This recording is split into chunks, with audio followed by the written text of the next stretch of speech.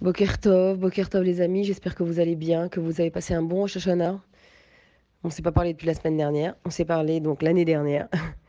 Entre-temps, on a changé d'année, on a changé de mazal, on a changé de destin. Donc, j'espère que chacune va trouver pour cette année du bonheur, des bons décrets, de la réponse favorable à toutes ses demandes de Rosh Hashanah. Et qu'il y avait de la joie et de l'apaisement, des douceurs de l'affection autour de ces tables magnifiques qu'on a dressées. Baruch Hashem, Baruch Hashem.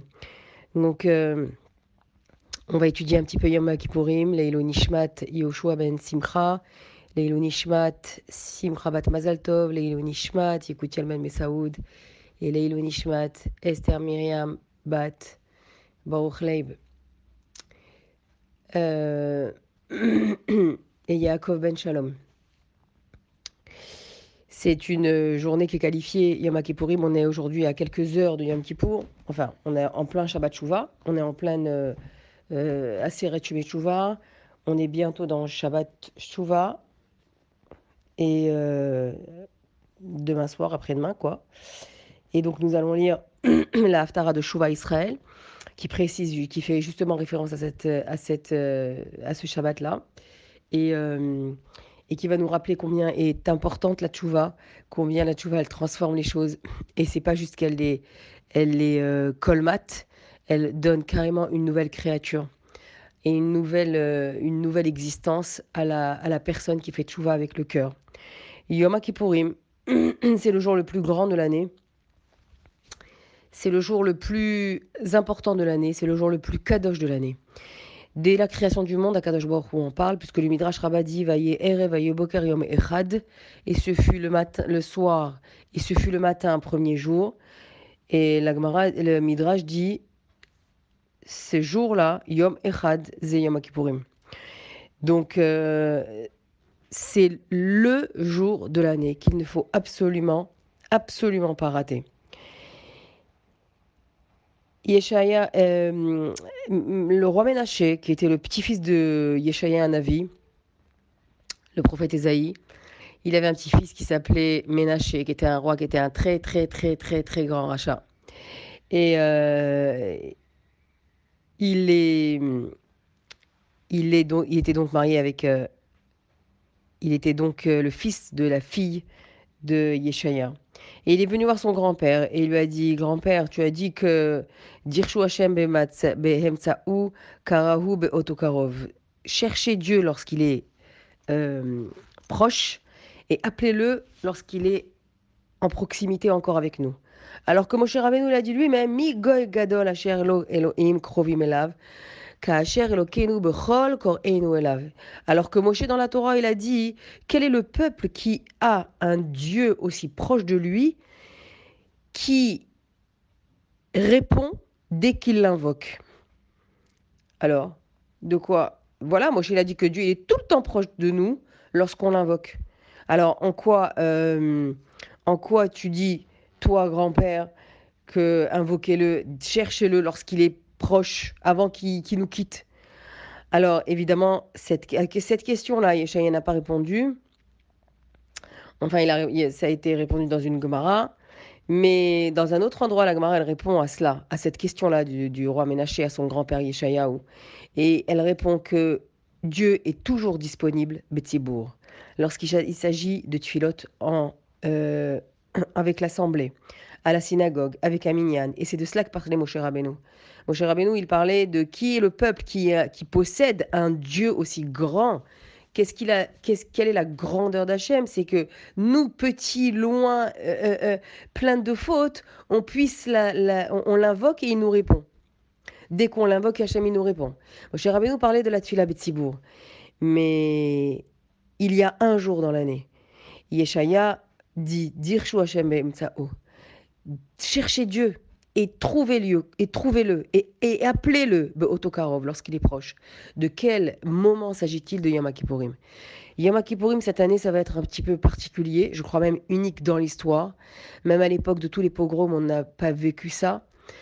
Même Même dans des époques difficiles, on n'a pas vécu le fait que nous empêche de prier dans des synagogues à une époque moderne où le judaïsme est prolifère et est une gloire et un honneur euh, partout maintenant. En Israël, en France également, les interdictions à plus de 10 personnes vont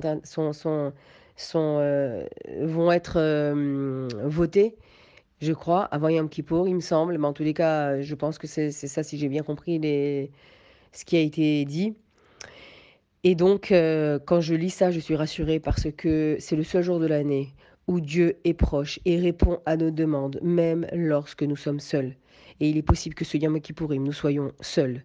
Nous soyons seuls, c'est-à-dire sans Tzibour, sans Kahal, sans synagogue et sans Sefer Torah. À moins d'organiser un minyan personnel chez soi à la maison, avec 10 personnes et un Sefer Torah. Ça se fera, c'est sûr qu'il y aura des gens qui le feront.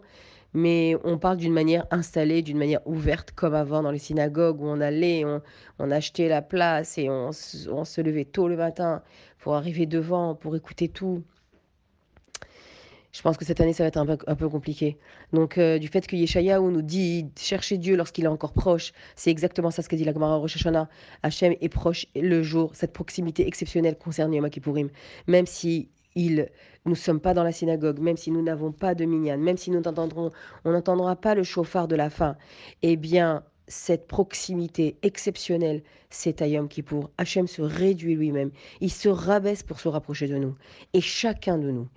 Lorsque, on parlera tout à l'heure de Nila, mais juste pour vous expliquer comment il est proche de nous, c'est que lorsque nous arrivons à la fin de la Tfila, à la fin de Nila, et nous avons atteint des hauteurs extrêmement spirituelles et très hautes et très pures, nous crions dans la synagogue Hachem Hu Elohim 7 fois. Dieu, Yudke Vavke et Elohim, c'est la même chose. Il agit une fois d'une manière miraculeuse, extraordinaire, spectaculaire. Et parfois il agit ça c'est Yudke Vavke. Et parfois il agit d'une manière Elohim, c'est-à-dire habillé dans la nature, comme aujourd'hui, comme cette époque.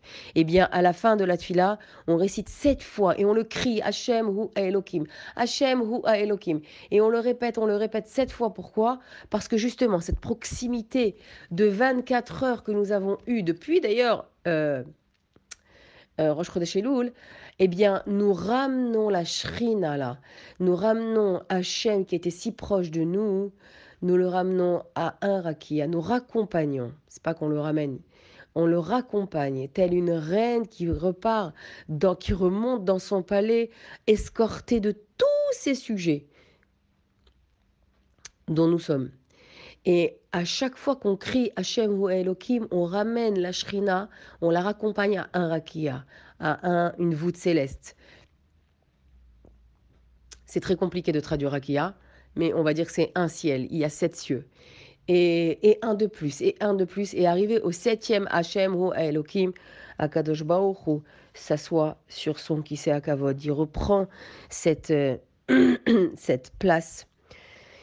Il se rassoit sur son Kisei Hakavod. Et la Gemara, elle indique justement que c'est maintenant, pendant Aseret Yom Teshuvah et pendant Yom Kippourim, qu'il faut réaliser ce que dans l'année on a du mal à réaliser. C'est cette proximité avec Akadosh Baruch Hu. C'est cette yechidut avec Hachem. Il y a 5 tfilotes. On en parlera tout à l'heure, mais je vous le dis quand même un petit peu. Il y a 5 tfilotes à Yom Kippour, Yom Kippour. Et il y a en rapport, en lien, dit le Zohar, avec les 5 niveaux de l'âme. 5 Chelke Aneshama. La Neshama a 5 niveaux. Elle a Nefesh, je commence du plus bas au plus haut. Nefesh, Ruach, Neshama, Chaya, Yechida. Et ces 5 parties de l'âme s'expriment et sont touchées et sont purifiées par le mikvé de chaque tfila de Yom Kippour, qui commence par Arvit, la veille, Shacharit, Moussaf, Mincha, Neila. Et ça, c'est ces 5 parties de la tfila qui sont le mikvé de ces 5 parties de l'âme. Mais Yechida n'est pas vraiment concerné par ce mikvé, parce que Yérida est une partie de l'âme qui reste toujours à l'extérieur de la personne, qui ne faute jamais. Elle n'est jamais entachée avec par les avérotes de la personne. Et ce qui veut dire que Neila, c'est la tuila la plus haute en rapport avec la partie la plus haute de l'âme. Et Yérida, la shon Yéchidout. C'est au moment où nous sommes dans Neila que nous rentrons en audience privée avec Akadosh Baruch Hu. Nous rentrons en Yéchidout avec Dieu. Et cette audience, cette proximité intime qui est exprimée dans le mot justement Neila. Neila, ça veut dire Naoul, fermé. Et on peut l'expliquer d'une manière habituelle en disant les portes se ferment, alors il faut vite prier. Il faut vite se dépêcher, il faut vite encore demander une dernière fois parce que le portail se ferme. Pas du tout. La Chassidoute explique, en l'occurrence le Admour Azaken, que Neila, ça veut dire oui fermé. Oui, les portes se ferment, bien sûr, mais elles se ferment derrière nous. Nous sommes en Ichidout avec Hachem. Et c'est au moment de Neila où il ne faut plus parler pendant cette fila-là, se concentrer et demander et dire à Kadosh Baruch Hu combien nous l'aimons, combien nous avons confiance en Dieu, dans ces moments plus obscurs que jamais, où il y a dans certaines, voilà, où, bon, je vais pas rajouter des paroles inutiles sur ce qui est déjà obscur, mais c'est vraiment compliqué. Et c'est dans ce moment-là où nous avons besoin de cette concentration, inspiration pendant cette Yéchidoute-là. Ce moment-là correspondait au moment où le Kohen Gadol pénétrait dans le Kodesh HaKodashim à la fin de la journée de Yom Kippourim. Et il restait là-bas quelques minutes. Et il demandait, il adressait à Dieu une fila en 4 points. Et c'est à ce moment-là que chacun de nous, donc c'est le moment le plus intense parce que Yom Kippour va sortir, c'est le moment le plus haut. Vous savez qu'à la fin d'une fête, à la fin de Shabbat, etc., le moment le plus haut de ces 24 heures, c'est au moment où ça sort. C'est pour ça que Motsei Shabbat, c'est un moment qui est très haut. Et nous enchaînons directement avec Melavé Malka, qui est la Seouda la plus importante, la Seouda de Malka de Meshicha, la Seouda de Mashiach, qui a instauré David Ahamelech. Et, euh, et donc, Yom Kippourim, c'est la même chose. Neila, c'est les dernières heures, l'heure, on va dire, la dernière heure et demie avant la sortie de Yom Kippourim. C'est exactement à ce moment-là, après les 24 heures épuisants, intenses que le Kohen Gadol a passé dans le temple, dans le Beth Amikdash, à aller venir s'immerger, les corbanotes, les azazel, et les deux iezim, les deux boucs qui allaient, les deux chèvres, pardon, qui allaient une pour l'homme Israël et une pour le azazel, et il s'immergeait à chaque fois, etc. De toute cette avoda, il était préparé 7 jours. 7 jours avant, il se séparait de sa famille, il rentrait dans le Beth Amikdash, et il étudiait toutes les halakhot en rapport avec ces 24 heures-là. Et il était fort physiquement, il jeûnait aussi. Et tout le peuple ne faisait rien à part le regarder et demander à Hachem d'accepter son avoda à lui. Aujourd'hui, nous remplaçons cet avoda à lui par nos mots, par les mots de la tfila du Marzor, et on va en parler. Euh, et après, c'est à la fin de ces 24 heures, presque à la fin, où ces 24 heures touchent à leur fin, le Kohen Gadol pénètre dans le Kodesh HaKodashim. Et ça fera la 4e fois qu'il y pénètre. Parce qu'il y a pénétré déjà plusieurs fois pour le sang, qui est une fois en haut, 2 fois en bas, 2 fois en haut, une fois en haut, 2 fois en bas, une fois en haut, 3 fois en bas. Achad shtaim, achad shalosh. Et vous voyez les photos dans les livres que vous avez certainement, où le Kohen Gadol prend le sang du korban et l'emmène dans le Kodesh HaKodashim. Et après, il revient et il met les ktoret. Et après, il retourne, etc. Et Neila, il y va pour la dernière fois. Et là, il demande à Dieu une tuila en 4 parties, 4 petites minutes. Et à ce moment-là, il est dans l'intimité la plus proche avec la Shrina. Et à ce moment-là, nous faisons Neila. Donc c'est un moment qui est très très particulier. La clôture de Yom Kippourim, bien sûr que les portes se ferment, mais à cet instant, elles se ferment derrière nous.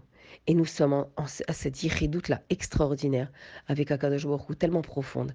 Alors, c'est ces derniers instants où il faut se concentrer, où il faut vraiment encore plus se concentrer, je veux dire, encore plus demander à Akadosh Baruch Hu avant que tout soit scellé.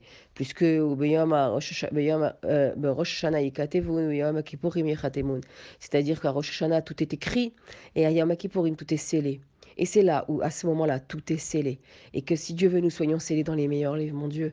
Le livre, le premier, avant tout, celui de la vie, de la bonne vie, de la bonne vitalité, de la bonne énergie.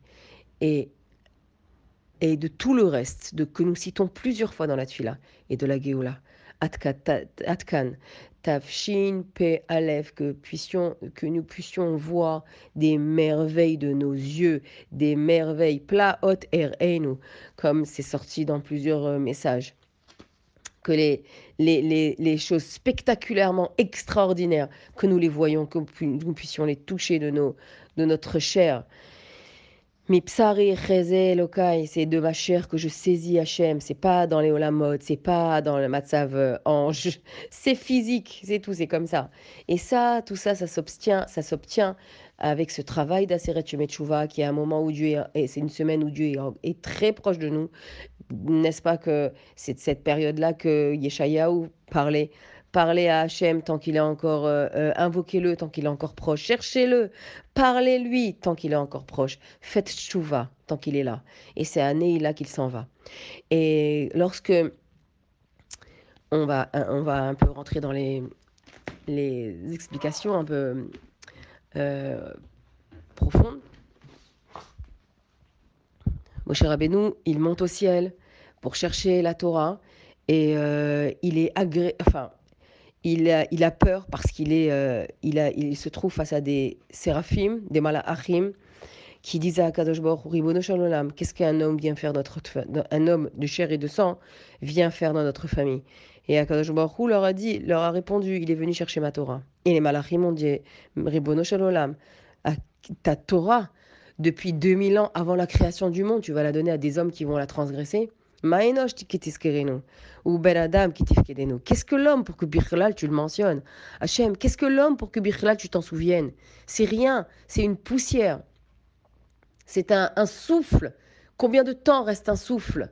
Comme les passages que nous avons dit très forts à Rosh Hashanah. L'homme est comme une ombre qui passe. L'homme est comme un souffle qui reste le temps du souffle lui-même. L'homme est comme une poussière qui s'en va. Et toi, Ata Melech Chai Vekayam, il n'y a que toi qui es éternel. Qu'est-ce que tu leur donnes ta Torah, Hakdosha, qui va être transgressée? Et qu'à ce moment-là, le maître du monde dit à Moshe Rabbeinu, saisis mon trône. Et Chezé, accroche-toi à mon trône. Et Chos Bekise Kvodi, accroche-toi à mon trône et réponds-leur. Et Moshe Rabbeinu leur a répondu, il s'est accroché au trône divin. Et il leur a répondu, vous avez, vous, des parents pour faire Kibboud Avahem? Vous travaillez toute la semaine pour respecter Shabbat? Vous avez, vous avez un rapport avec l'argent pour être soumis à la tzedaka, à l'interdiction de prendre de l'intérêt sur un prêt, à l'obligation de prélever 10% d'un salaire. Vous avez tout ça, vous? Cette Torah est une Torah humaine et elle nous concerne à nous. Alors les Chachamim posent la question, en l'occurrence le Shla Akadosh, pourquoi Dieu lui a dit « Saisis mon trône et réponds-leur » Il aurait pu lui dire, Moshe Rabbeinu avait peur de leur répondre. C'est pour ça que Dieu lui a dit, saisis mon trône et réponds-leur. Donc le trône d'Hachem, c'était pour lui une protection. Pourquoi il avait peur, Moshe? Parce qu'il a dit, maître du monde, j'ai peur qu'ils me brûlent avec leur bouche, les malachim. Regardez ce que Moshe Rabbeinu a fait pour nous donner sa Torah, pour nous faire descendre la Torah d'Akadosh Baruch Hu. Et donc, Hachem, à ce moment-là, lui a dit, saisis mon trône. Et le Shla Akadosh pose la question, pourquoi Dieu ne l'a pas apaisé en lui disant, n'aie pas peur, ne crains rien, je suis là, et réponds-leur. Ne t'inquiète pas, je te protège. Non, Dieu lui a dit, saisis mon trône et réponds-leur. Kailou, le trône divin, c'est une protection. Et le Shla Akadosh de nous expliquer, le Shnei Luchot Abrit dit, vous voulez, vous les anges, que je vous donne ma Torah à vous, que je la laisse dans les cieux, mais ma Torah, même si elle est, les mitzvot qu'elle contient, même si elles sont transgressées, la tchouva que mes enfants feront atteindra le mont Kissé à Kavod. C'était pas une protection, dit le Shla Akadosh, que Hachem a proposé à Moshe Rabbeinu en lui disant « Saisis mon trône ». Pas du tout. C'était une réponse. Le Kissé à Kavod, c'est la tchouva. Le Kissé à Kavod est la réponse que Dieu a adressée aux malachim. Vous savez quelle est la protection la plus haute? C'est la tchouva qui atteint mon trône. C'est lui qui a transgressé une avéra de ma Torah. Avec une tchouva, une tchouva sincère, une tchouva de peine, vraiment de cœur brisé. Elle monte jusqu'à mon trône divin. Qui c'est Gvodi? Et il est pardonné. Donc la réponse que Dieu a dit à Moshe Rabbeinu, c'est ça la réponse. Le fait qu'il lui ait dit saisis mon trône, c'était ça, c'est ça la tchouva adressée au malachim. Et quelle est la tchouva? C'est la tchouva d'un juif. Que lorsqu'un juif fait une tchouva tellement sincère, elle atteint le kissé, le trône céleste, et il est pardonné. Hachem, un grand marchand d'objets précieux, a confié à un homme un verre extrêmement un verre extrêmement précieux, avec un verre très fin. Et il lui a dit, garde-la moi, garde-moi ce verre, et je reviendrai le chercher. Et il est revenu après des années, et l'homme, entre-temps, a pris ce verre et il l'a brisé en 1000 morceaux. Et il est parti chez tous les personnes, les orfèvres, enfin les personnes qui pouvaient réparer ce verre. Et chacun lui a dit, je ne peux pas le réparer, il est brisé en 1000 morceaux, il y a des petits morceaux, c'est impossible. Et d'autres lui ont dit, ok, je peux le réparer, mais ici il faut mettre du silicone, ici il faut mettre de la colle. Il ne sera pas exactement comme à l'original. On verra qu'il a été brisé. Et finalement, le propriétaire de ce verre arrive et l'homme lui dit, avec un cœur brisé, maître, tu m'as confié ce verre précieux, ce verre de cristal, et je l'ai brisé. Et qu'est-ce que lui dit le maître? Donne-le-moi, et reviens demain. Et le lendemain, l'homme revient, et il trouve le verre exactement comme à l'original, sans aucune trace, rien du tout. Ça, c'est un machal, qui veut dire exactement le grand niveau de Yom Kippourim. Hachem nous a confié un kéli précieux, un trésor qui s'appelle sa neshama. La neshama d'un juif, c'est Chelek Elokam Ima al Mamash, rajoute le Admor Azaken dans Tanya. Parce qu'il n'y a pas le mot Mamash ailleurs. Le Admor Azaken rappelle Mamash, c'est-à-dire c'est vraiment, vraiment une partie de Dieu que tu as en toi. Et Dieu te dit, fais-y attention. Fais attention à mon air. Mon air est dans ta main. Fais-y attention, il est précieux, ne le brise pas. Et malheureusement, dans l'année, nous commettons des avérotes. On a volé, on a menti, on a dit du lachonara, on a fait croire des choses, on a trompé. Toute la liste que nous disons dans les halchet. Et on va voir tous les Nevi'im et tous les Rebbe'im et tout. Je peux rien faire pour ton âme. On va voir tous les spécialistes des Neshamot. Qu'est-ce que je peux faire? Je peux te donner une bracha pour que Dieu te pardonne, mais je peux rien faire pour elle. Elle est brisée. Et le jour de Yom Kippourim arrive. Et le propriétaire, avec un P majuscule, nous dit, donne-moi ton âme et reviens demain.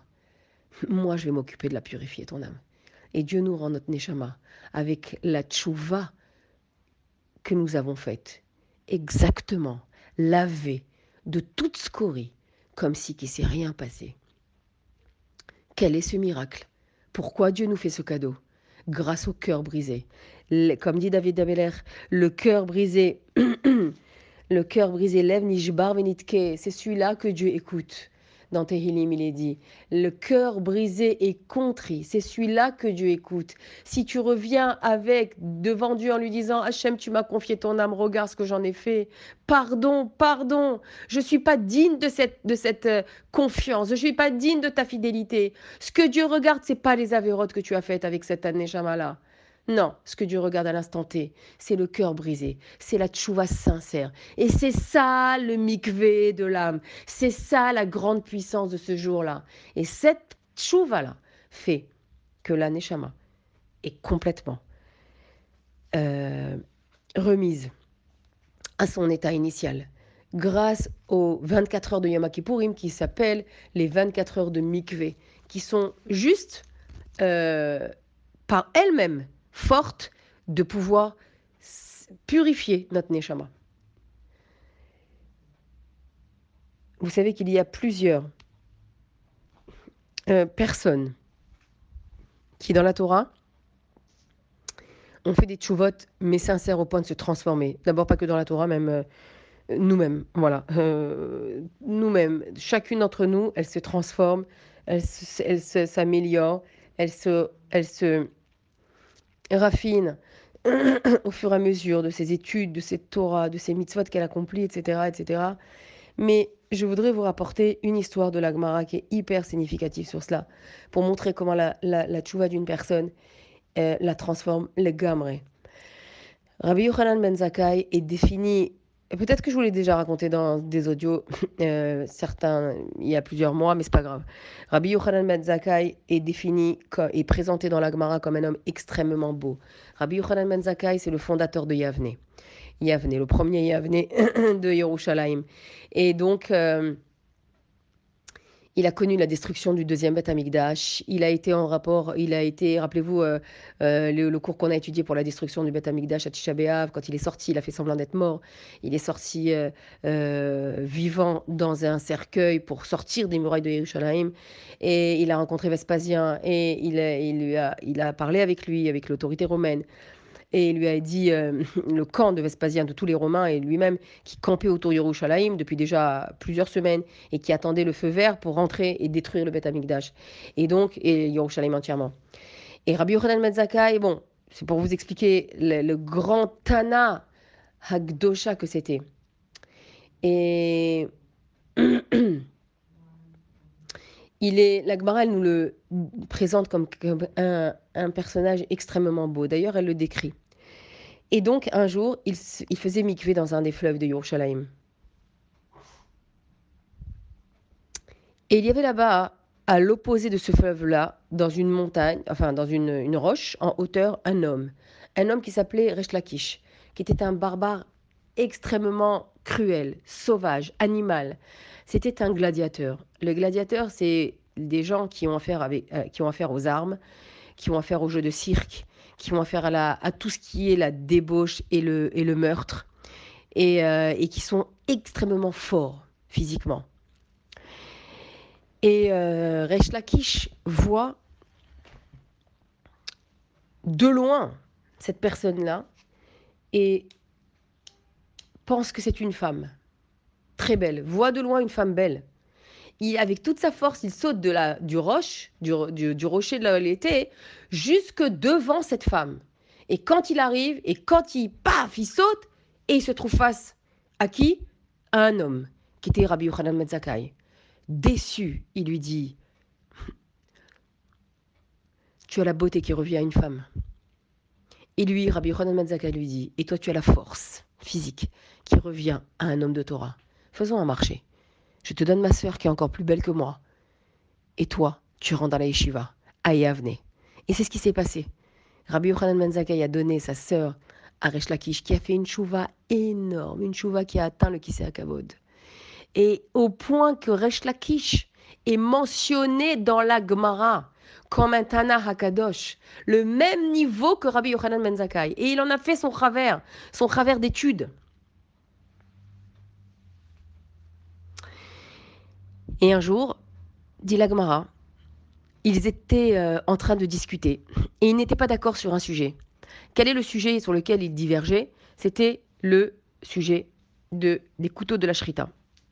Ils étaient en train d'étudier ce passage-là. Et il y avait une divergence d'opinion entre Rabbi Yochanan et son beau-frère, Resh Lakish. Et Rabbi Yochanan lui disait non, ce couteau n'est pas cachère pour la shrita. Et Resh Lakish soutenait, lui dit si, ce couteau est cachère pour la shrita. Et ils discutaient, etc., etc., ils argumentaient. Et à un moment donné, Rabbi Yochanan ben Zakkai dit à Resh Lakish, son beau-frère, c'est vrai, tu t'y connais dans les couteaux. Cette phrase a été une épée dans le cœur de Resh Lakish. Il a été brisé par cette phrase. Resh Lakish s'est levé, déprimé, attristé, plein de chagrin. Et il a erré dans les rues de Yerushalayim, le cœur meurtri, par cette phrase qui voulait tout simplement dire « Je n'ai pas oublié ton passé. Je me souviens exactement d'où tu viens. Tu es un gladiateur. Et tu avais affaire au couteau, aux armes. Et cette phrase a montré à Resh Lakish que Rabbi Yochanan n'avait pas oublié son passé. Il a tellement conçu de chagrin après cette phrase-là qu'il Resh Lakish en est mort. Resh Lakish est mort de chagrin. Rabbi Yochanan ben Zakkai ne s'est jamais pardonné d'avoir dit cette phrase à son beau-frère. Elle était inattentionnée. Il voulait juste lui dire « Tu es un connaisseur de couteaux ». Mais Resh Lakish a compris que Rabbi Yochanan n'avait pas oublié son passé, alors que Dieu a oublié. Dieu a effacé le passé de Resh Lakish avec la tchouva qu'il a faite.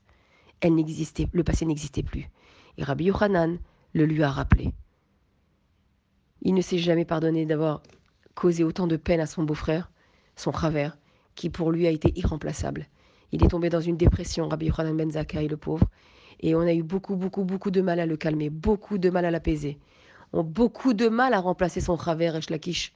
Beaucoup de mal, parce qu'il était irremplaçable. Et Rabbi Yochanan pleurait d'avoir dit ça, d'avoir fait de la peine à son beau-frère, d'avoir causé ce chagrin au point qu'il en soit mort de tristesse. Regardez le niveau d'une tchouva qui a atteint le Kisei HaKavod. Et regardez la gravité de rappeler un passé à quelqu'un qui a tourné une page. Faire tchouva, c'est ouvrir un nouveau chapitre de sa vie. Faire tchouva, c'est être une nouvelle création. Faire tchouva, c'est être dans l'accouchement, dans une nouvelle naissance de nous-mêmes. Elle a commencé à Rosh Hashanah et elle finit à Yom Kippourim. Et en réalité, elle termine par rapport à tout le travail que nous devons faire maintenant pendant Aseret Yom Teshuvah. Le premier Yom Kippour de l'histoire, c'était exactement ce qui s'est passé. Moshe est monté pour la 3e fois, de Rosh Chodesh Elul jusqu'à Yom Kippourim. Il y a 40 jours qui se sont écoulés. Et ces premiers 40 jours, Moshe est au ciel et il est en danger. L'âme n'est pas au ciel. Moshe entier était au ciel. Le corps, avec ses besoins de faim et de soif, n'est-ce pas qu'il a dit 2 fois dans toute la Torah, et peut-être même une 3e fois. Non, je crois 2 fois. Pendant Arbaim Yom, lechem lo achalti, maim lo shatiti. Pendant 40 jours, je n'ai pas mangé de pain, l'eau, je n'ai pas bu. C'est-à-dire que Moshe avait ses besoins physiques, mais qui ont été remplacés par la Torah qu'il a étudiée, parce que Torah c'est lechem, et par la Torah qu'il a étudiée également, que la Torah c'est en maim et la Torah. Ses besoins physiques ont été comblés par les 40 jours où il est monté au ciel. Et ces 3e 40 jours, parce qu'il est monté en même temps en tout 120 jours, 3 fois, et ces derniers 40 jours dans lesquels il a obtenu sa Lartik Itvarecha, le jour de Yom HaKippurim, le premier 10 Tishri de l'histoire, où Dieu a dit sa Lartik Itvarecha, et on le dit plusieurs fois dans le Marzor, eh bien, ces 40 jours, ce jour-là, Moshe redescend avec les 2e Luchot. Avec les 2e Luchot, parce qu'il avait brisé les premières. Et Dieu lui a dit, Psalecha, taille-toi, sculpte-toi des 2e Luchot.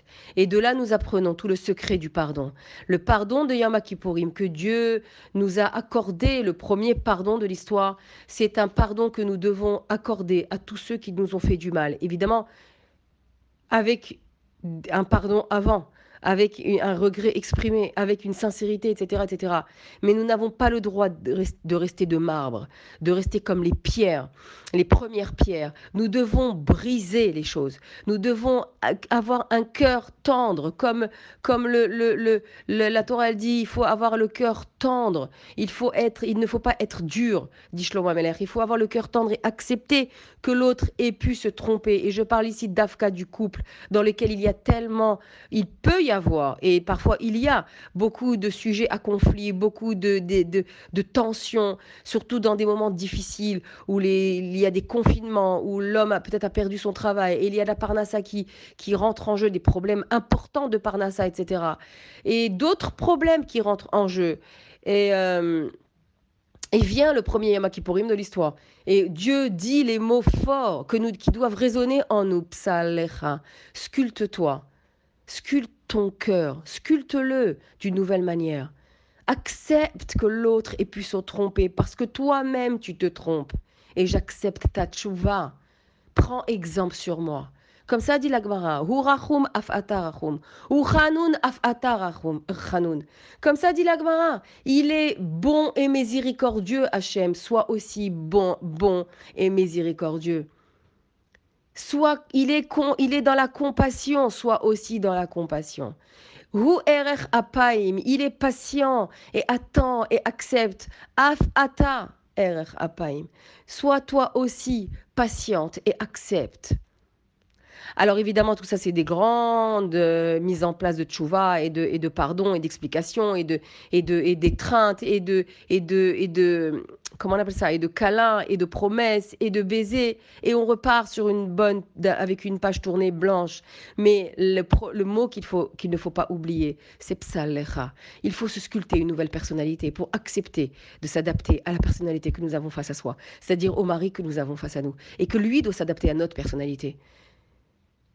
C'est pour ça que la Torah dit que dès la première année, Shana, Achat, 1 an, il faut consacrer à la connaissance de l'autre, pour pouvoir comprendre quels sont ses besoins, quels sont ses manques, pour pouvoir les combler. Et l'un doit comprendre l'autre, pour pouvoir comprendre quels sont ses manques et être là pour les combler. Répondre à un manque émotionnel, à un manque physique, un manque psychique, peu importe, un manque rouhani également que l'autre a. Et si nous ne le connaissons pas, si nous n'allons pas à sa rencontre, alors on peut passer des années à côté de quelqu'un que nous ne comprenons pas. Forcément parce que nous n'avons pas fait l'effort d'aller à sa rencontre. Et lui n'a pas fait l'effort de se dévoiler à nous. C'est un rapport qui est complètement égal l'un vis-à-vis de l'autre. Shana Achat, 1 an. Et pourquoi la Torah ne dit pas Shana Rishona là-bas dans Kitetse, dans Chumash Dvarim. Pourquoi elle ne dit pas la première année? Parce qu'il y a des couples qui n'ont jamais été allés à la connaissance de l'autre. Donc dès l'instant où ils réalisent ça, que finalement ils ne savent pas, ils ne connaissent pas, ils ne comprennent pas qui est l'autre, dans sa profondeur d'âme, même s'ils ont X années de mariage, cette connaissance est toujours en vigueur. Combien de couples ne comprennent pas ce que l'autre dit? Combien de maris ne comprennent pas ce que leur femme veut d'eux? Leurs plaintes, leur visage triste, leur manière nerveuse de réagir. Et combien de fois ils réagissent au premier niveau? Mais pourquoi tu t'énerves? Mais pourquoi t'as parlé comme ça? Pourquoi? Mais creuse à l'intérieur de son âme pour voir ce qu'il se passe. Elle est en manque de ça. Oui, toi, monsieur, tu dois écouter ce qu'elle te dit en subliminal. Et toi, madame, au lieu de parler en subliminal, au lieu d'imaginer qu'il est capable de lire entre les lignes, dis-lui clairement, avec des mots gentils et respectueux, j'ai besoin de ça. J'ai besoin de toi dans ça. Pourquoi tu veux qu'il le comprenne de lui-même? Il ne sait pas. Une femme, quand elle veut que son plat soit, que son mari lui dise, après des heures qu'elle est préparée, et c'est normal, que son plat soit bon, et qu'elle le voit manger, et qu'elle le voit manger, et qu'elle le voit manger, et qu'il dit rien. Alors qu'est-ce qu'elle va dire? D'une manière encore subliminale, parce qu'elle croit que lui, il sait lire entre les lignes. Il n'a pas ce bina yetera que nous avons. Et c'est pas de sa faute, c'est comme ça que Dieu l'a créé. Il a d'autres qualités, mais il n'a pas celle-là, et c'est pas grave. Alors comme elle attend, chérie, c'est super bon ce que tu as fait, ton plat est délicieux. Il est savoureux. Alors elle lui dit, pour qu'il finalement, il sorte cette phrase, elle lui dit, ça va, c'est pas trop salé? Ça va, c'est pas trop poivré? Ah non, c'est parfait. Ah merci, c'est ce que je voulais entendre. Dis-lui carrément, chérie, c'est bon? Oui, ma chérie, le plat est bon. Point. Et comme ça, tout le temps. Quand on achète une nouvelle robe, on veut absolument qu'il la regarde, mais lui, il n'est pas du tout dans la garde-robe, il n'est pas dans la penderie, il est dans les comptes en banque que le banquier l'a appelé, et qu'il a le stress, et qu'il a machin, et que les fêtes arrivent, et il ne sait pas comment comment il va donner, comment il va devoir payer ça, et la scolarité des enfants, et les yeshivas de l'autre, et le loyer de ça. Tu crois qu'il est dans ta robe? Il y en a qui sont quand même dans ça. Oui, il y en a qui ont la dextérité de l'être, mais pas tous les hommes, pas tous les maris. Alors c'est pas grave, ne te vexe pas en lui disant je comprends pas, tu peux pas me regarder, j'achète une nouvelle robe, une nouvelle perruque, t'es pas capable de. Pourquoi tous ces blabla qui créent encore plus des tensions et qui creusent encore plus le fossé en lui? Dis-lui chérie, regarde ce que j'ai acheté. Est-ce que je te plais? C'est tout, point. Oui, elle est magnifique, elle te va très bien. Et tu es très belle, ma femme. Toi, tu es heureuse. Et il n'y a rien eu. On n'a pas eu une tension supplémentaire. On n'a pas creusé encore du chagrin dans son cœur par rapport à ce que la situation déjà lui apporte. C'est tout point. Et c'est ça, psalecha. C'est ça, sculpte-toi. Chacun doit se sculpter. Après avoir brisé les morceaux intérieurs de son cœur, chacun doit se sculpter d'une manière différente. C'est le pardon avec un grand P. C'est le pardon que chacun doit s'accorder avant de rentrer dans ce Yom Hagadol Ve'anora, ce grand jour redoutable qui est Yom Kippourim, qui sera dimanche soir. Ouais. Et c'est comme ça qu'on rentre dans Yom Kippourim. Et c'est comme ça qu'on va dire la bracha des bougies, Baruch Ata Hashem, et les hommes à la choule également. להדליק נר ברוך אתה השם אלוהינו קדוש מלך העולם אשר קידשנו בסתיו וציוונו להדליק נר של יום הכיפורים. Et la deuxième bracha, ברוך אתה השם אלוקינו מלך העולם שהחיינו וקיימנו והגיענו לזמן הזה. Déjà cette bracha elle a un sens particulier cette année parce que si tu l'as dit, comme tu l'as dit d'ailleurs à Rosh Hashanah, c'est que Baruch Hashem tu as envie. שהחיינו qui nous a fait vivre et qui nous a fait atteindre et qui nous fait exister pour et arriver à ce moment-là, pour vivre ce moment-là. Donc déjà, c'est que tu as envie. Et la deuxième chose, c'est que tu as fait ce pas, tu as sculpté en toi une nouvelle personnalité qui fait que Mamash, chez Reyano, tu es animé d'une nouvelle âme, d'une nouvelle vitalité. Et ça, c'est extraordinaire. Où est-ce que dans le Marzor, tout ça s'est exprimé? Où est-ce que dans le Marzor, tout ça s'est exprimé? Dès le début du Marzor, regardez comment c'est beau. Les premiers mots que le Chazan dit, et que même si tu es chez toi, tu peux dire Alada. Regardez la force que Dieu a donnée au Kahal, que Dieu a donné à nous, ses enfants. Alada tamakom, velada takahal, baishiva shel mala, ou baishiva shel mata. Anu matirim leitpalel im avaryanim. Regardez comment c'est beau. Avec la permission du Kahal, alors, je fais la phrase, avec la permission d'Akadosh Baruch Hu, et avec la permission de la Yeshiva Shel Mata, Anu Matirim, et avec la permission, de la Yeshiva Shel Mala, Anu Matirim Leitpalel Im Avaryanim. Nous autorisons l'ouverture, c'est-à-dire de la Tfila de Yom Kippourim, de prier avec les Avaryanim. Avaryanim, ce sont les Over Averot, ce sont nous. Nous donnons l'autorisation. La Yeshiva Shel Mata, c'est nous. La Yeshiva d'en bas, c'est nous. Nous donnons l'autorisation avec l'autorisation d'Hamakom, d'Akadosh Baruch Hu. Nous donnons l'autorisation à la Yeshiva Shel Mala, la Pamalia Shel Mala, la famille céleste de Dieu, de prier avec ceux qui transgressent des fautes. C'est nous. Regardez le niveau extrêmement haut que donne la Tchouva. Nous étions des Avaryanim. Et à Yom Kippour, nous passons de cela au Malachim. De ce niveau-là de transgression au niveau d'ange. N'est-ce pas que nous ne mangeons pas, nous ne buvons pas, nous n'avons pas tous ces apparats extérieurs, les 5 interdits en vigueur à Yom Kippour, en plus de Shabbat, puisque c'est Shabbat Shabbaton, nous avons 5 interdits. Interdit de manger, de boire, de s'enduire, de se parfumer, de s'enduire et de se parfumer, c'est le troisième, de porter des chaussures en cuir et d'avoir des relations conjugales. Ces 5 interdits rappellent le confort matériel, dont nous nous séparons complètement pendant ces 24 heures. Et certains se revêtissent de blanc. Certains restent debout, font le ta'anit de la posture. Ils restent debout les pieds joints. Pourquoi? Parce que pendant ces 24 heures-là, nous ressemblons, dit le Maharal de Prague, à l'ange. Nous sommes des anges, des êtres célestes.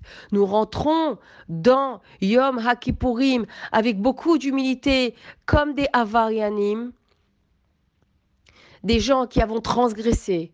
Et dans Yom Kippour, nous devenons des anges. Et ce coup d'envoi de toute la tfila est donné par la Yeshiva Shel Mata, par le Chazan à la Shul. À nous, Matirim, nous permettons à la Yeshiva d'en haut, la famille céleste, tous les anges, de prier avec la Yeshiva Shel Mata. Nous, le Kahal, les enfants d'Akadosh Baruch Hu. les enfants, Rabbanim Shelamakom. C'est trop beau. Et nous enchaînons direct avec Kol Nidre. Kol Nidre, tous les serments, tous les vœux, toutes les promesses que nous n'avons pas faites, qu'elles soient effacées devant toi. Que nous n'avons pas accompli cette année-là, etc., qu'elles soient effacées devant toi. Et, euh, et les Chachamim disent que nous demandons à Dieu d'effacer nos paroles, les promesses que nous n'avons pas tenues, les décrets, comment dirais-je, les promesses que nous n'avons pas tenues, mais nous demandons aussi à Dieu de faire de même chez lui. Efface tous les mauvais décrets. Ne les tiens pas. Efface-les. S'il y a eu des mauvais décrets écrits à Rosh Hashanah, qu'ils ne soient pas scellés à Yom Kippourim, que les bons décrets soient scellés. Le Kol Nidre Shel Mata fait écho au Kol Nidre Shel Mala. Tout ce qui se passe en bas se passe en haut d'abord. Tout, tout, tout. Ce monde est le miroir du monde spirituel. Ce monde matériel est un miroir. Le miroir a pour objet de réfléchir quelque chose. Il n'a pas une existence en lui-même. Le miroir réfléchit une image réelle. L'image réelle, c'est tout ce qui se passe dans les palais célestes, où il y a là-bas des yeshivot shel mala, composés de malachim, composés de tzadikim qui ont quitté ce monde, composés de toutes les personnes qui ont quitté ce monde, particulièrement pendant le Covid. Et le yeshiva shel mala, c'est ça, ce véritable Yom Kippour. Et le Kodesh HaKodashim shel mala reflétait dans Kodesh HaKodashim shel mata. Et nous sommes le miroir. Nous ne sommes pas la réalité. Nous sommes le pâle reflet. Et quand même, et malgré tout, Dieu nous donne la possibilité d'ouvrir cette fila de Yom Kippourim. Nous, le pâle reflet de ce qui se passe là-haut. Rien ne peut commencer là-haut si nous n'avons pas commencé en bas. C'est comme ça pour Rosh Chodesh, c'est comme ça pour les Chagim, c'est comme ça pour Yom Kippourim. Regardez les outils, comment on appelle ça, les capacités que Dieu nous a données. Regardez les forces que Dieu nous a données de pouvoir organiser les mondes supérieurs par nos gestes, par nos paroles. C'est trop magnifique. C'est trop magnifique. Et ça, c'est le travail actuel s'appelle Psalecha, sculpte-toi, une nouvelle personnalité. Accepte le pardon, accepte-le. Et toi-même, demande pardon. On n'est pas obligé d'aller parcourir le monde pour demander pardon aux personnes à qui on a dit du lashon hara. Voilà, on demande pardon. Je recommencerai plus le lashon hara sur cette personne. Mais les choses qu'on a, les avérotes avec lesquelles on a blessé directement les gens, ça, on doit leur demander pardon. Yom Kippourim ne peut pas mettre les avérotes ben adam lamakom. Ça, c'est pas les affaires de Dieu. C'est des affaires à toi, personnelles. Et ça, il faut s'en occuper. Et de cette manière-là, on est psallecha. On se sculpte une autre personnalité. Quand on arrive à passer ce cap, d'aller vers la personne et lui dire ce qui s'est passé, il s'est passé. On se pardonne. Ce que je t'ai dit, je te demande pardon. Et je te demande d'accepter mon pardon. Je te le demande. On a des orotes dans les cieux qui s'ouvrent, des lumières extrêmement puissantes qui s'ouvrent. Et les étapes qui vont suivre cette étape magnifique, merveilleuse, où la personne, elle s'est dépassée. Elle a dépassé son orgueil personnel. Et elle est revenue, ça fait la première fois qu'elle revient, mais c'est pas grave, elle revient encore. Elle se rabaisse, elle fait comme Dieu qui se rabaisse devant nous à Yom Kippourim. Les étapes suivantes, c'est toutes les mers rouges, toutes les mers qui se dressent sur son chemin, qui s'ouvriront. Elle est investie à ce moment-là du Or Haganouz. Et ça, il n'y a pas plus beau que cela. C'est vraiment magnifique. C'est vraiment magnifique. La force de pouvoir demander pardon et la force de pouvoir pardonner. Et ça, c'est comment dirais-je, le travail premier c'est Aseret Yom Teshuva et de Yom Kippourim. La première personne à avoir pardonné quelque chose de très grave. Enfin, Oui, avoir déculpabilisé, plutôt, c'est les mots. Quelque chose de très très grave qui a été fait à son encontre. Et combien on parle de lui dans la tfila de Yom Kippourim. C'est Yosef. Yosef Hatzadik, le fils de Rachel, qui a été vendu, et de Yaakov, Avinu, qui a été vendu pour une paire de sandales. Il a été vendu pour une paire de sandales par ses 10 frères. Et en plein milieu de la tfila, en plein le Seder Avoda de Yom Kippourim. Ce Seder Avoda où tout le monde sort parfois, où tout le monde parle, parce qu'on ne comprend pas la grandeur de ce Seder Avoda, qu'il faut, oui, lire dans les mots, parce que toute la Avoda du Kohen Gadol, le jour de Yom Kippourim, est reconstituée par les textes spirituels qui composent le Marzor. Et il faut, oui, les lire parce que c'est trop beau, c'est trop beau. Et au milieu de cette Avoda-là, prenez un Marzor en français aussi, vous verrez comment c'est magnifique, ce Avodat Kohen, le jour, Kohen Gadol, le jour de Yom Kippourim. Et en plein milieu du Moussaf, en plein milieu du Seder Avoda, on rappelle un épisode catastrophique, honteux. Vespasien. Vespasien, dont je vous ai parlé tout à l'heure, ce cruel empereur de Rome, à qui a eu affaire Rabbi Yochanan ben Zakkai, qui a tué d'une manière cruelle et dans une torture épouvantable 10 martyrs, 10 Talmidei Chachamim. Il n'y avait pas plus grand à leur époque. Et ils sont morts d'une mort atroce. Et tout ça, cette histoire-là est rappelée le jour de Yom Kippour, pendant le Seder Avoda, dans le Marzor. Vespasien vient et il s'adresse avec une arrogance aux Talmidei Chachamim. Avant de s'adresser à eux, il va prendre la Torah, il va ouvrir le Sefer Torah, parce qu'il connaissait. Nos plus grands ennemis connaissent Torah. Et il lit un passage qui se trouve dans la section de Shemot. Attendez que je vous dise pas de bêtises, dans quelle section. Il se trouve dans la section, oui, de Shemot. Shemot, Perek Rafalef, Pasuk Tetzain. Si on trouve un homme qui a vendu ses frères, parmi les enfants d'Israël, qui imitsu, alors, qui yimatse ish gonev nefesh me'echav mibnei Israël ve'itamer bo umocho. La suite, d'accord? Si on trouve un homme qui a vendu ses frères parmi les Bnei Israël, eh bien, on doit, en le rendant esclave ou en le vendant, la suite, c'est quoi? Vespasien s'adresse au Talmidei Chachamim, qu'il a réuni dans son palais, et qu'il a dit, c'est quoi la suite du pasouk? Vous la connaissez, vous, votre Torah? C'est quoi la suite? Avec une arrogance honteuse. Et les sages répondirent, ce voleur mourra.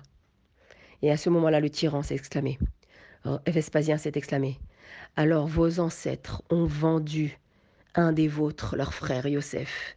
Vos ancêtres ont vendu Yosef. On est en plein Marzor de Yom Kippourim. Vos ancêtres ont vendu un des vôtres.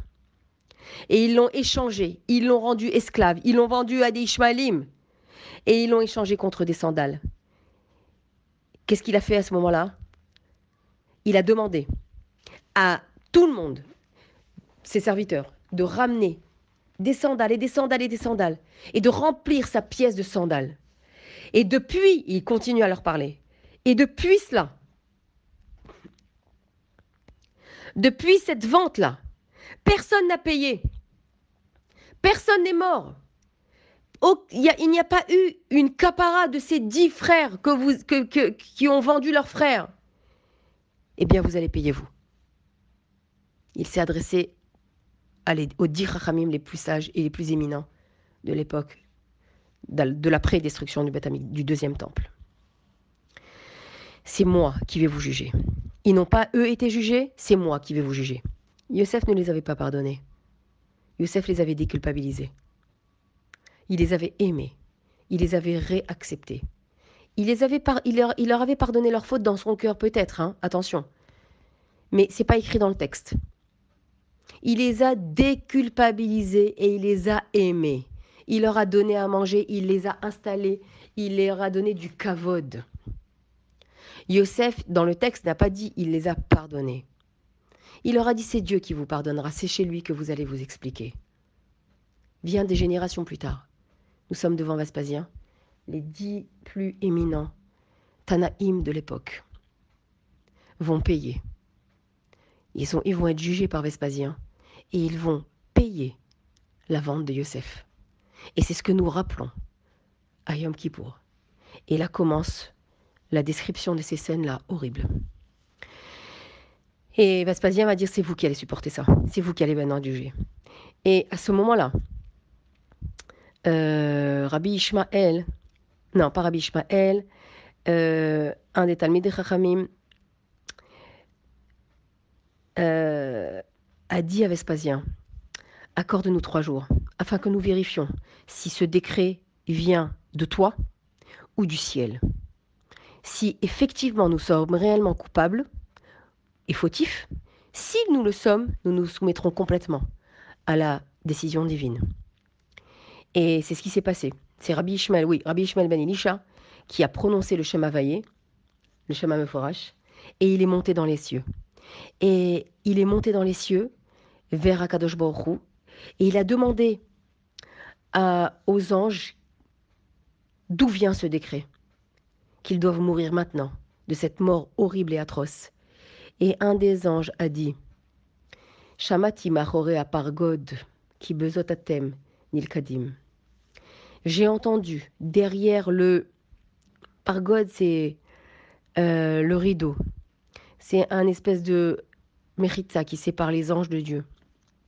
Si on peut s'exprimer ainsi. J'ai entendu que oui, vous êtes fautifs. Et vous allez devoir, et ce décret est émis d'en haut. Rabbi Ishmael descend, il va au mikvé, il prononce le Shem HaMeforash. Et il leur dit, acceptez ce décret. Parce que il a été promulgué à notre rencontre. J'ai entendu ça dans les cieux. Et Rabbi Ishmael et toutes les Talmidei Chachamim ont exécuté ce décret et ont accepté ça.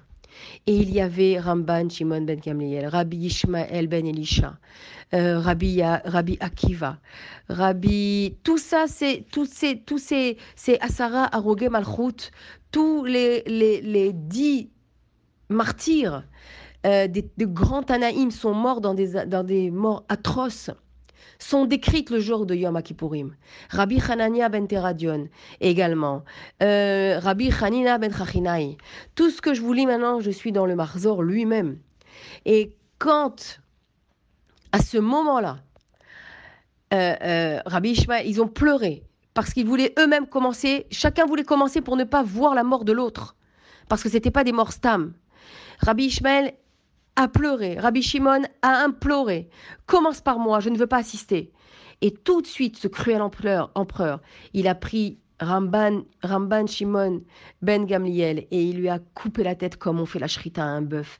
Et Rabbi Ishmael a saisi cette tête qui roulait par terre et qu'il a saisie amèrement. Et il a hurlé comme le son du chauffard. Et cette langue...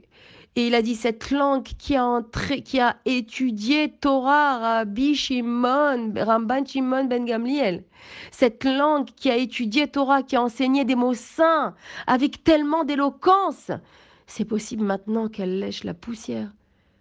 Chatanu, nous avons fauté. Et il a pleuré et pleuré. Alors la fille de ce tyran-là, la fille de Vespasien, elle a eu de la peine. Et elle a dit, Rabbi Ishmael est tellement beau. Père, laisse-le moi. Ne le tue pas. Non. Ce cruel tyran a dit non, c'est pas possible. Alors laisse-moi au moins lui enlever la peau du visage pour que je puisse en faire une statue, une momie dans mon palais. Et tout de suite le tyran, il lui a accordé ça. Et ils lui ont, Rabbi Ishmael ben Elisha, qui était un homme tellement beau, dont lui dit la Gemara Brachot qu'il est rentré dans le Kodesh HaKodashim parce qu'il était Kohen Gadol. Rabbi Ishmael ben Elisha Tanya, Rabbi Ishmael ben Elisha. Pam achat nichnasti leaktir ktoret, c'était le jour de Yom Kippourim. Je suis rentrée dans le Kodesh HaKodashim et j'ai vu Katrikel, j'ai vu Akadosh Baruch Hu, j'ai vu la Shrina et la Shrina m'a dit Yishmael béni, mon fils Yishmael, Bachouni, bénis-moi.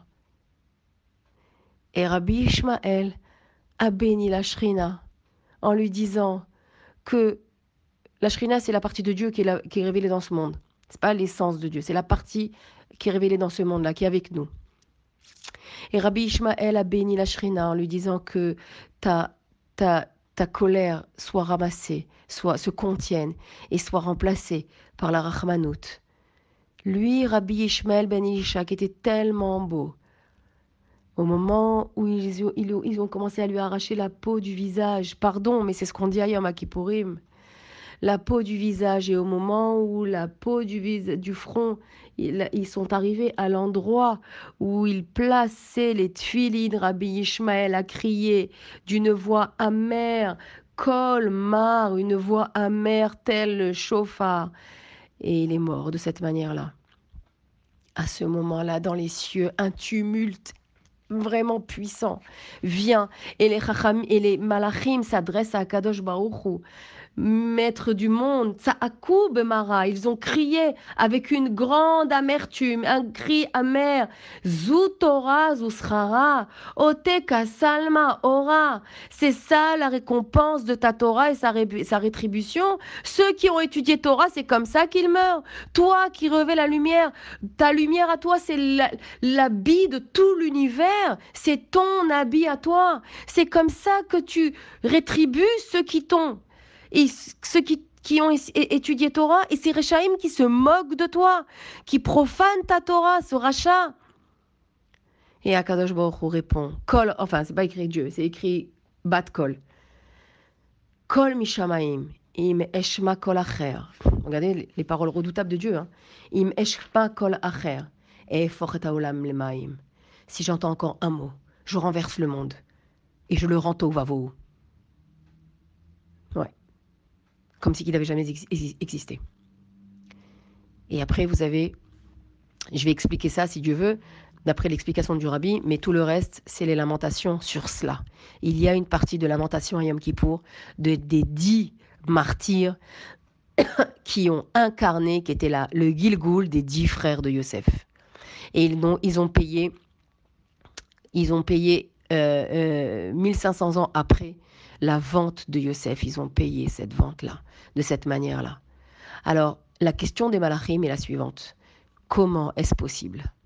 Comment Dieu tu peux te donner ? Tu peux rétribuer, punir ceux qui t'ont donné, ceux qui ont enseigné Torah. Comment en arriver là ? Et la réponse divine a été dans les hauteurs.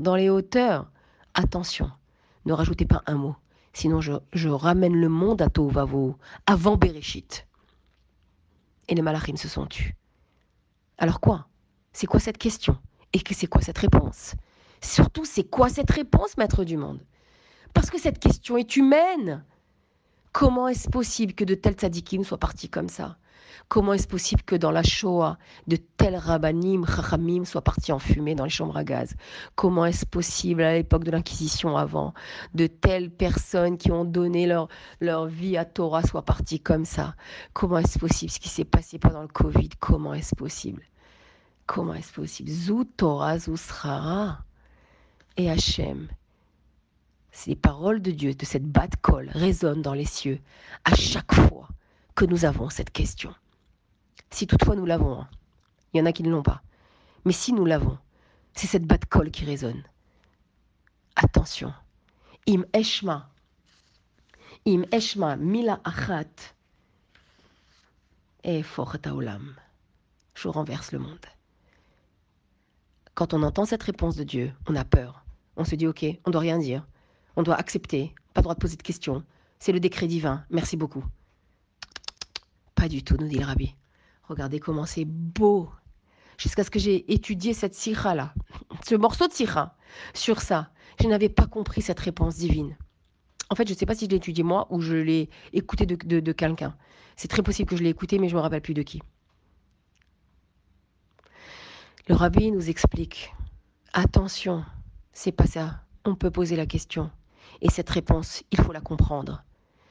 Dieu nous donne la réponse dans cette manière de parler, dans la réponse que Dieu nous donne. C'est la réponse. Tu veux connaître la réponse à ta question, dit la Bat-Kol, la voix céleste, au Malachim. Vous voulez connaître la réponse? Pourquoi ces 10 martyrs meurent de cette manière-là? Ces 10 Tanaïm meurent de cette manière-là, qui sont mes joyaux de la Torah. Rabbi Akiva, qui est aussi mort de cette manière, torture, dans des tortures horribles. Vous voulez savoir pourquoi? Vous voulez avoir une réponse? Il faut aller à la création du monde. Toutes les réponses se trouvent avant la création du monde. Toutes les réponses se trouvent au début de toute l'histoire, avant même Bereshit.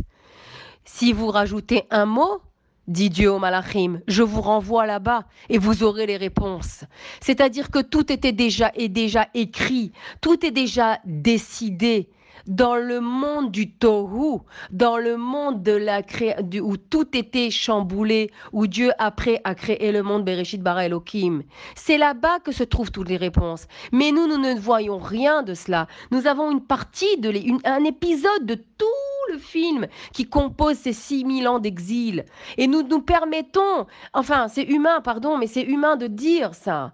Comment est-ce possible? Zut Torah, zut Srara. Comment est-ce possible que Rabbi Akiva soit mort d'une telle torture? Mais si nous voulons la réponse, il faut voir l'introduction au film. C'est là-bas où tout est expliqué, où tout est dit Dieu. Tu peux pas rentrer comme ça au milieu de l'histoire et dire comment tu peux faire ça? Comme si un élève rentre dans une classe et au moment où il rentre, il assiste à une scène où le professeur gronde très fortement un élève. Et l'élève en question lui dit comment vous pouvez crier comme ça sur cet élève? Qu'est-ce que le professeur va lui dire? Attends, tu étais là pour voir ce qu'il a fait? Tu viens d'arriver, comment tu peux te permettre de parler? Si tu veux comprendre, il fallait être là au début. C'est exactement les mots de la Bat-Kol. Si j'entends encore une fois cette question, dit Hachem, je vais vous donner la réponse. La réponse se trouve dans le monde du Tohu. Avant même le monde du Tohu. Avant Bereshit bara Elohim, et Hashamayim v'et haaretz. Quand j'ai écrit toute l'histoire au début, des 6000 ans. Ouais. C'est comme ça que ces 10 martyrs, qui étaient les Gilgulim, c'est ça la réponse en fait, pour leur histoire à eux, qui étaient les Gilgulim de Yosef, des frères de Yosef. Des 10 frères de Yosef. Ils ont payé pour la vente de leur frère, Yosef, Hatzadik, qu'ils ont vendu pour une paire de sandales. Le fils de Rachel, bien-aimé, dont il était orphelin, et le fils de Yaakov Avinu, dont il le pensait mort. Oui, le jour de Yom Kippourim, nous rappelons cet épisode pour dire à Akadosh Baruch Hu, inscris-nous dans le livre de la vie, scelle-nous dans le livre de la vie, et que nous voyions un bien clair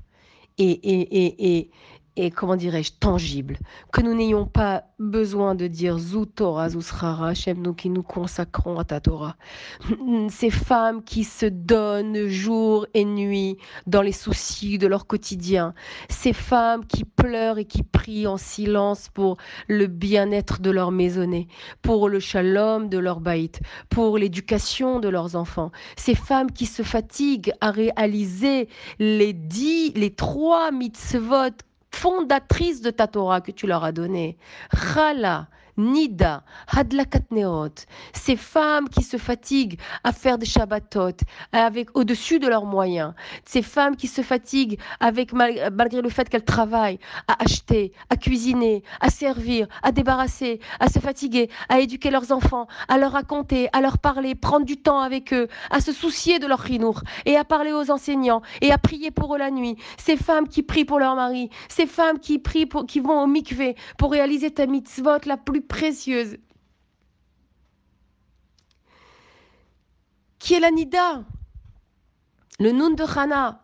Ces femmes qui font tout pour Hadlakat Nerot, pour allumer les Nerot de Shabbat, les Nerot des Gragim, et également on ne parle pas ici que de l'allumage physique, on parle de l'allumage spirituel, c'est-à-dire qui allument leur Neshamot pour éclairer autour d'elles.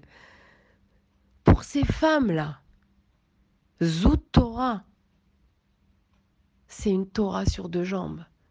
Je dis toujours qu'une femme, c'est une Torah sur 2 jambes. Chana nous l'a appris. Chana, la maman de Shmuel dont on a parlé la semaine dernière, nous l'a appris. Que le corps d'une femme, c'est un siddur. C'est un livre de prière. Que le corps d'une femme remplace 10 hommes, un minyan. Et que ces femmes qui se battent en silence, qui sont déterminées et tellement tendres, et tellement d'amour à donner pour ce que tu leur as donné. Qu'elles voient le Sahara clairement de tout ce qu'elles font. Et quand je parle, je pense non seulement à la première Chana, de l'histoire, dont la mère de Shmuel, Hanavi, dont on a raconté l'histoire la semaine dernière, et on l'a lu à Rosh Hashanah. Et je pense également à la Baalat Haïloula d'aujourd'hui, Vav Tishri, Chana, Rabbanit Chana Schneerson, qui est la maman du rabbi, l'épouse de Rabbi Levi Yitzhak Schneerson, les parents du rabbi, Menachem Mendel Schneerson, dont c'est la Haïloula aujourd'hui, et qui portait le même nom que Chana, la maman de Shmuel. Cette femme qui s'est battue, et on peut le voir dans les mémoires qu'elle a écrites.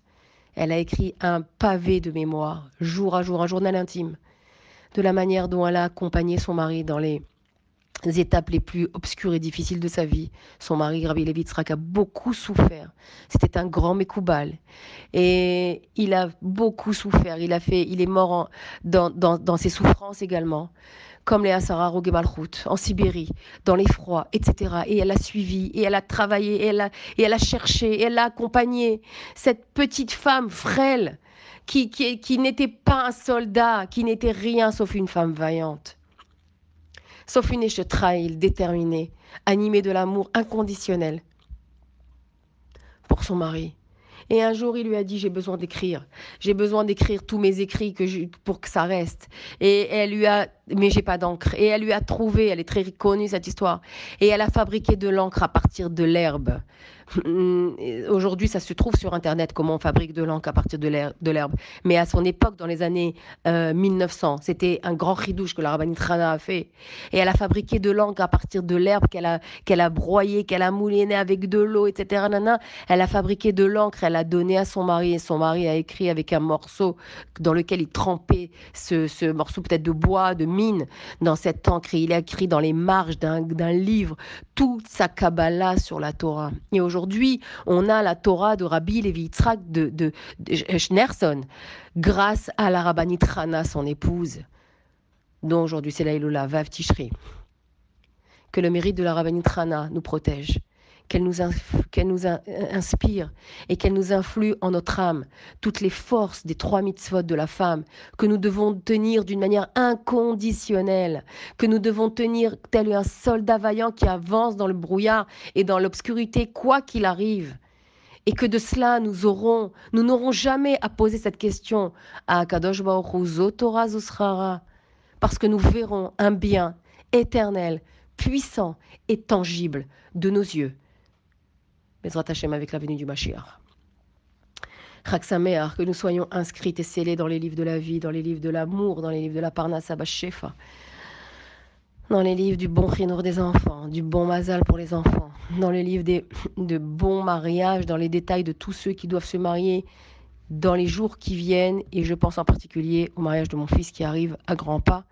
Bezrat Hashem, que tout se passe bien, même dans les conditions compliquées que nous vivons. Comme je dis, on est directement dans les bras de Dieu, on n'a pas le choix. C'est Dieu qui est l'organisateur dans tous les détails, parce qu'on ne peut rien faire si ce n'est se fier à lui dans cette période-là. Qu'Akadosh Baruch Hu, par sa Hashgacha et par l'amour qu'il a pour nous, inconditionnel, qui nous protège sous ses ailes de la Shrina, et qui nous inscrive dans les livres de la Géoula.